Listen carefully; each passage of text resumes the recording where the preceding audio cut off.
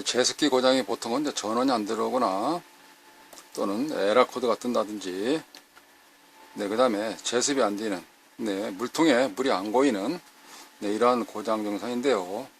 지금과 같은 경우는, 컴프, 그러니까 모터가 윙하게 돌면서 제습, 그러니까 물통에 물이 좀 고여주면서 주변에 있는 물기들을 좀 빨아들이는 그런 기능이 해야 되는데, 그게 이제 안 되는 거죠. 전원 들어온다는 이야기입니다. 그래서 좀 살펴보도록 하겠습니다. 자세히 봐보시면 일부분 모델에 따라서는 좀 다르긴 합니다만은, 컴프라든지 또는 응축기 들어가는 쪽에 다 써 있거든요. 그래서 그 파트가 케이블 연결할 수 있도록 다 써 있습니다. 그 써 있는 쪽에 바라보시면 그쪽에 쭉 따라가시면 되는 건데요. 전선이 예를 들어서 이쪽이 안 된다 할 때는 쭉 따라가서 이거구나 라고 이제 하는 건데, 보통은 이제 이쪽에 있습니다. 스위칭, 그쪽에 신호를 보내서 전기를 동작시켜서 응축기, 컴프레셔가 돌아준다든가 해야 되는데 이제 그러지 못하기 때문에 그러는 건데요. 그 중에서 어떤 릴레이인데, 이제 릴레이 고장도 많이 있습니다. 이쪽에 좀 큰 용량이기 때문에 이런 큰 릴레이가 있기도 하고요. 여기는 릴레이가 두 개입니다. 작은 게 두 개 있어요. 틈에 보시면 이렇게 틈 두 개 있습니다. 릴레이 동작은 이쪽에 들어가는 데까지는 코일이 끊기거나 저러는 코일 끊긴 거 한번 확인해 볼까요? 회로 시험기 가지고 저항으로 놓거나 부자로 놓아서 삐 소리가 난다든지 저항이 0ohm으로 가까이 난다든지 할 때, 그때는 이상이 있는지 없는지를 구분을 하는 건데요. 자, 그러면 이쪽입니다. 여기에서 자세히 보시면 선 그려져 있죠. 코일처럼. 이쪽이 코일이고 여기가 스위치 해준다는 거예요. 코일에 전기를 흘려주면 딱 하고 달라붙어서 이쪽에 있는 전기가 흘러서 어디로 가겠습니까? 이쪽에 콘넥터 통해서 이제 컴프 쪽으로 돌려준다는 거죠. 근데 대기하고 있던 전기가 넘어가야 되는데 넘어가지를 못하니까 안 되는 건데, 여기는 코일이 흐르는지 안 흐르는지를 이쪽에는 구분하신다 그러시면 이렇게 하시면 되거든요. 이게 측정을 해보면, 테스트기에서 현재 옴수를 놓고 측정을 해보겠습니다. 몇 옴이 나가는지를. 자, 코일 저항이죠. 코일 저항. 입력단의 코일 저항. 여기서는 257옴이 나가고 있습니다. 다이오드 모드에 놓고 코일 저항을 측정을 해보면 빠르게 측정이 되죠. 띡 하면서 0.261 근사치가 나오고 있습니다. 그걸 알 수가 있는데, 다이오드 모드에 놓고 측정하는 이유는 반응 속도가 빠르기 때문에, 그래서 다이오드 모드에 놓고 측정을 합니다. 그리고 이게 어느 정도 나왔으면은 쇼트다, 아니면 동작을 하겠다, 아니면 단선 끊어졌다, 이렇게 구분할 수 있기 때문에 이제 그쪽 모드를 놓고 테스트를 하는 겁니다. 장갑을 좀 끼고 해야 되겠네요. 그저께 장어낚시에 갔다가 낚시터 펼칠 수 있는 자리 갈 때 버드나무 좀 강가에 비다 보니까 손을 좀 다쳐가지고 좀 흉하게 좀 보기가 안 좋을 것 같아서 장갑을 끼고 좀 해야 되겠습니다. 안전상으로도 보통 많이 끼긴 하는데요. 제가 수리할 때 좀 깜짝 거기서 하긴 하는데 좀 모양이 좀 낫죠. 보기가 좀 좋네요. 자, 그럼 계속 이어서 진행을 해보도록 하겠습니다. 보통은 이제 이렇게 해서 띠 소리 나거나 아니면 띠 나고 숫자가 띠 소리 날 때는 이제 거의 그 0옴 가까이 나는 건데, 90옴 정도 이하까지는 지금처럼 띠 소리 난다든가 99옴, 자기 테스트마다 약간의 오차가 있습니다. 그렇게 보시면 되는 거고요. 여기는 저항치가 현재 260옴 정도 되는 것 같습니다. 지금 여기 저항이라는 것은 코일 저항인데요. 이 코일이 흐르는 그 값을 이야기해 주는 겁니다. 그러면 실전에서 사용하지 않은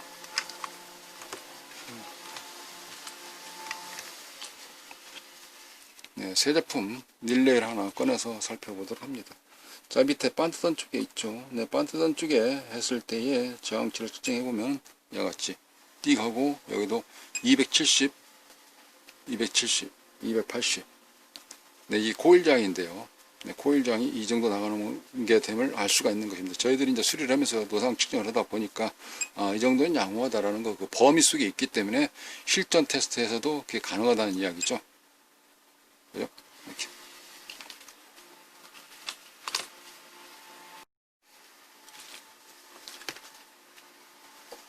다시 보드를 가깝게 갖다 놓고, 이번에는 네, 이 접점을 우리가 보통 A 접점, B 접점 이렇게 표현을 합니다. 현재는 D 소리는 나질 않아요. 끊어졌네? 또 그것도 아닙니다. 네, 끊어지긴 끊어진 거죠. 네, 그러나 여기는 네, 기능성으로서 반대편에서 동작을 시켜주면 그때 기능을 동작을 하는 거라서 지금은 끊어져 있습니다. A 접점, B 접점 구분하는 것인데, 끊어져 있는 상태에서 전기를 흘리게 해주게 되면 딱 붙어서 이쪽에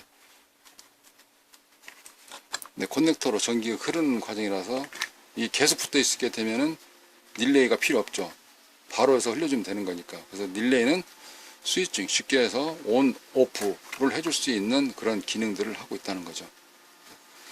여기에다가 이게 보시면 12V인지 또는 몇 볼트용인지 이게 써 있습니다. 이게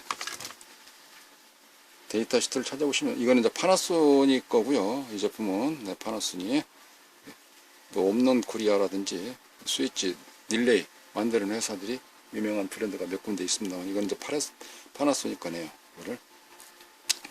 그래서 보시면 써 있습니다. 몇 볼트용이다 라고. 몇 볼트용인데 이게 직류용이 있고 또 교류용이 있어요.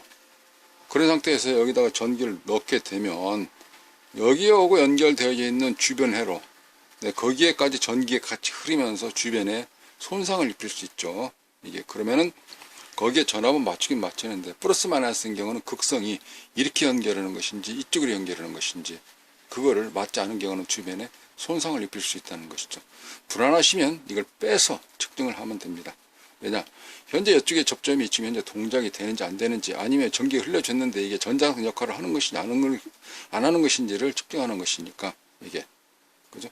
전자상 역할을 한다 그러면 이게 딸깍 달라붙어 있을 것이고, 전기를 빼면 다시 떨어질 겁니다.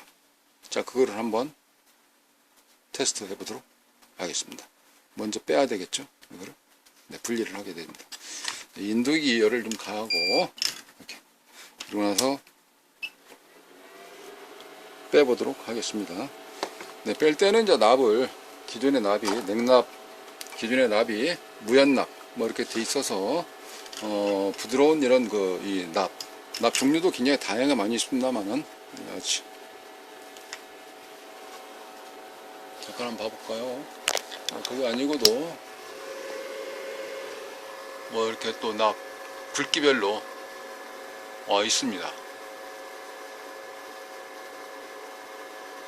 가늘한 거 같은 경우는 이게 0.6mm, 저러한 경우는 IC 대열 때 필요한 것이죠. 간격이 좁기 때문에.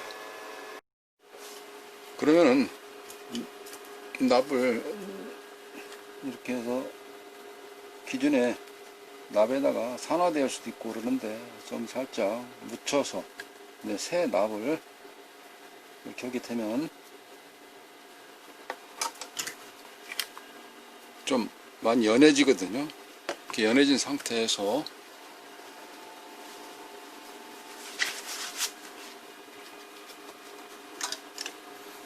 잡고, 이번에는 이제 기계가 있으니까 이런 디솔더라는 기계를 통해서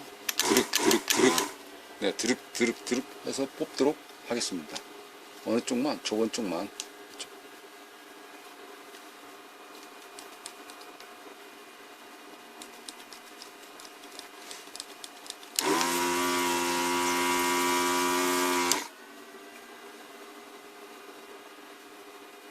네, 깔끔하게 홈이 보이죠? 주변에 잘 떨어졌습니다. 이렇게 몇 번만 하면, 핀이 4개다 그럼 4번만 하면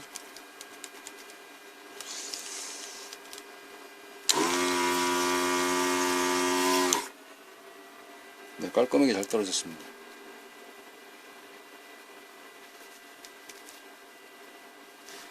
네, 이런 상태에서 나머지 건 왜 안 하냐고요? 여기는 좀 밑에 홀에 가이드 같은 것이 좀 있습니다. 그래서 이제는 이제 다른 방법으로 한번 좀 시도를 해보려고 말씀드리는 건데요. 이때는 한쪽이 근덕근덕 하거든요. 이거는 떨어졌다는 겁니다, 지금. 그죠? 떨어졌는데 이쪽에 좀 잡고 있으니까 이게 빠질 수는 없죠. 이게. 그래서 이렇게 잡고 이번에는 어떻게 하냐. 여기서 열을 좀 가하고요. 양쪽에 열을 좀 가하고 밑에서 이렇게 쫙 닫고 뺍니다. 간단하죠? 이렇게 빼줍니다. 빠졌습니다.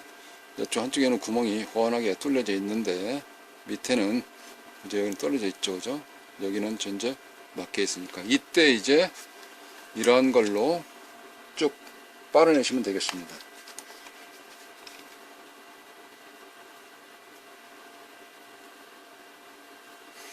주변에 쇠가 좀 남아있기 때문에 열을 조금 다른 거 아까보다는 좀 더 가해서 쭉 빨아들이는데요. 열 전달이 제대로 좀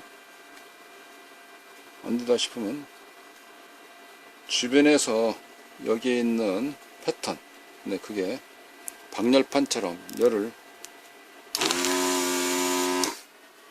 분산시켜서 되어서 그러거든요. 좀 잔납이 좀 남았습니다. 남았으면은 잘 안 빨려요. 공기가 쭉 빨려서 열 전달이. 그런 때에는 이와 같은데 핸드드릴 있죠. 이런 핸드드릴, 그걸 가지고 좀 넓힐 수가 있습니다.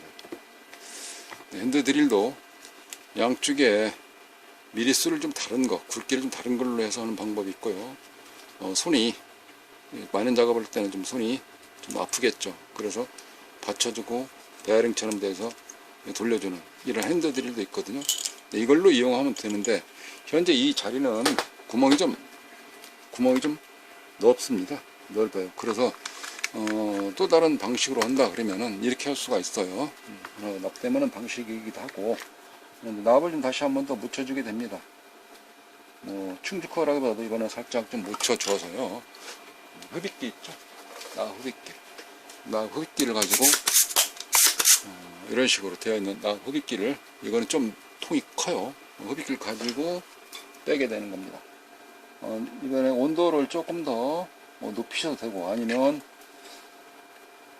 되고 있는 시간을 좀 더 해도 되고요. 이건 열이 직접 가기 때문에 온도가 잘 빨립니다. 자, 쭉 이렇게. 그리고 봐보세요. 어떻습니까? 네, 깔끔하게 잘 뚫렸죠? 이런 식으로 뚫으시면 다음에 새 거를 꽂을 때 그냥 꽂히니까 됐습니다. 납땜하는 방식은 이런 식으로 간략하게 한번 소개를 드려보았습니다. 그런 상태에서 릴레이를 볼 건데요. 이 릴레이가 지금은 같은 개념에 있어서 좀 형식이 좀 다른 거죠. 이거는 잠시만요. 모델에 따라서 A 접점, B 접점이 같이 있는 게 있고, B 접점만 하나만 달랑 있는 경우도 있습니다. 다 위치가 틀리고 모양새가 틀리고 전압이 다 다르게 되어 있습니다. 자, 그러면 여기에서 테스트하는 방식은 이렇습니다. 아까 이제 코일 있죠. 이쪽에 양쪽 똑같이 수평으로 되는 쪽에 코일이 있다 그랬으니까 코일 아까 측정해 봤죠. 대략 한 270옴 정도 나갔지 않습니까? 뺀 상태에서 측정을 다시 해보도록 하겠습니다. 다이오드 모드에 놓고 측정했을 때에 이렇게 측정을 하게 되면 270옴. 주변 회로하고 영향을 많이 안 맺혔다는 거죠. 여기는 무한대였죠. 안 나갔지 않습니까? 자, 그러면 이번에는 테스트만 가지고 할 수 있는 일은 아니고요. 전기를 갖다 직접 넣어야 됩니다. 전기는 어떤 식으로 넣게 되면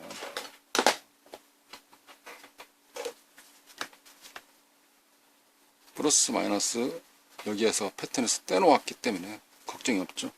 양쪽 수평으로 똑같이 되어 있는 쪽 거기에다가 한 선 물리고 또 한 선.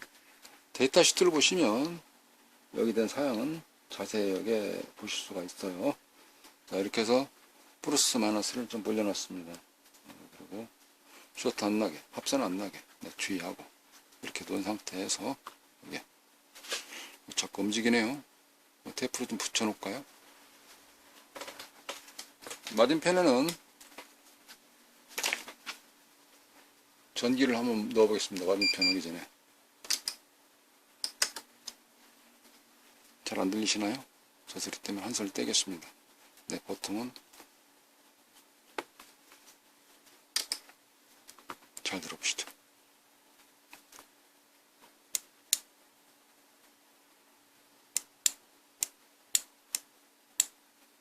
이 동작을 한다는 겁니다. 붙고 떨어지고 동작을 한다는 거예요. 동작을 하는 건데 이제 이쪽에서 동작을 하는지 안 하는지, 그러니까 전자석은 동작을 해요. 입력 측에서는. 그럼 출력 측이라기보다도 스위치 쪽으로 봐야 되는데, 네, 맞은편, 네, 거기서는 동작을 하는지 안 하는지, 네, 살펴봐야 되겠습니다. 네, 그래서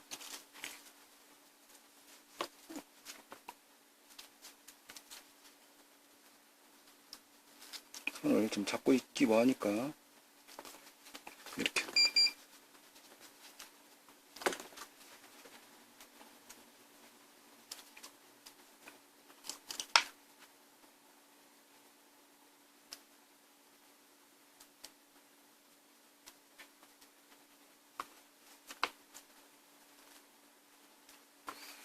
이렇게 물려놓고 테스트기를 연결하면 되겠죠.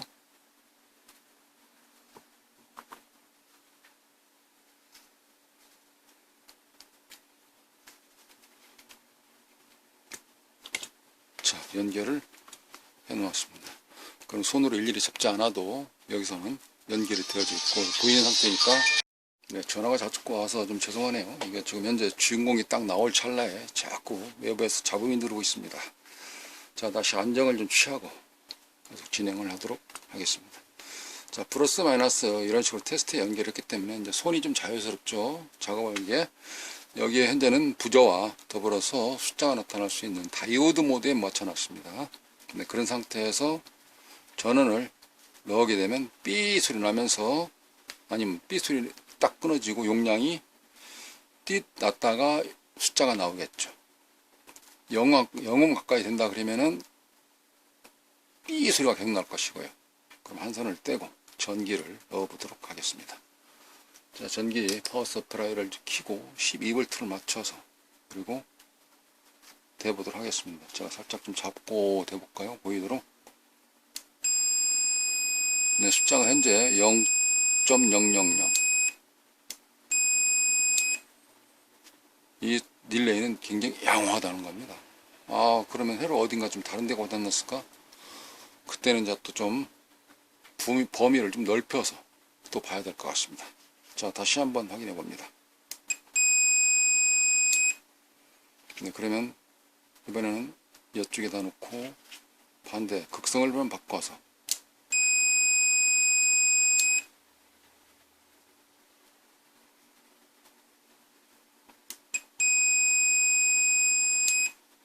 네, 교류 딜레이와 직류 딜레이는 약간의 차이가 있습니다. 일단 현재는 제가 보여드리는 경우는 이와 같이 딜레이 테스트에서 극성을 좀 바꿔서 잠깐 해봤습니다만은, 보여드리는 경우는 이쪽에 있는 스위치 옴수가, 옴으로 놓고 해볼까요? 옴에서 몇 음이 나오는지 살펴보도록 합니다. 숫자가 0.03, 0.35음 나오네요. 그러니까 철사와 똑같은 걸로 딱 달라붙어 준 거죠. 전기가 흘러서 이쪽으로 나가는 쪽에 제대로 보여주는데, 응축기에 전기를 정상적인 정량을 공급을 해주는데도 동작을 안 한다. 그러면 응축기 컴프레셔가 불량 났든지, 모터 컴프레셔 모터가, 아니면 여기서 제대로 못 보내주든지, 이제 파트를 조금 더 좁혀 나갈 수 있는 것이죠. 예. 그래서 이와 같이 릴레이 테스트는 하는 겁니다. 다만 청각적으로 소리도 같이 들을 수 있기 때문에 여기다 놓고 측정을 하게 되는 겁니다.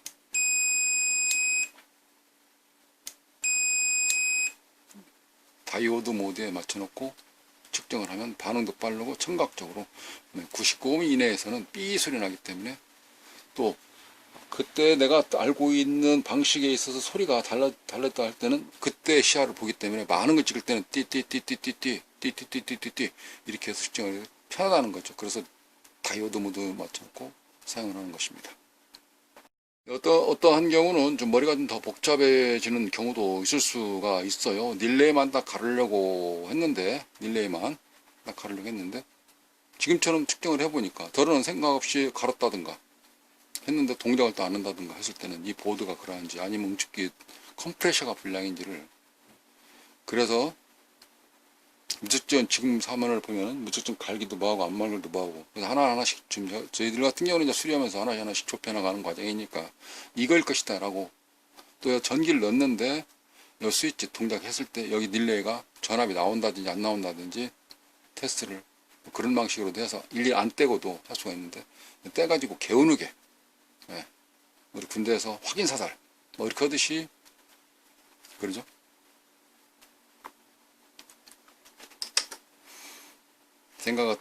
생각했던 범위에서 벗어나게 되면 수리가 난이도가 올라가면서 난이도가 바뀌면서 복잡해지는 것입니다. 한 과정에서 한 단위에서 이와 같은 릴레이 측정하는 방식을 제가 컨셉으로 설명을 드려보았습니다. 네, 그런 말 있죠. 참 예술이란 슬픈 거예요 라고 하듯이, 기술이란 참으로 고치고 나면 희열을 느낀다고 그러지 않습니까? 재미있고, 바둑에서는 묘기다, 묘수다 이렇게 하듯이 각 분야별로 표현하는 방식에서 약간 차이가 있을 뿐이지, 더러는 진도가 잘 안 나갈 때는 머리가 굉장히 좀 난잡해지기 때문에 답답할 때가 있습니다. 궁금하신 점 있으시면 전화 주시고, 하시다가 또 전부터 접근하기가 어려울 때는 이와 같은 보드, 그리고 확인할 수 있는 키패드 잘 분리해서 보내주시면 수리해서 다시 보내드리도록 하겠습니다. 감사합니다.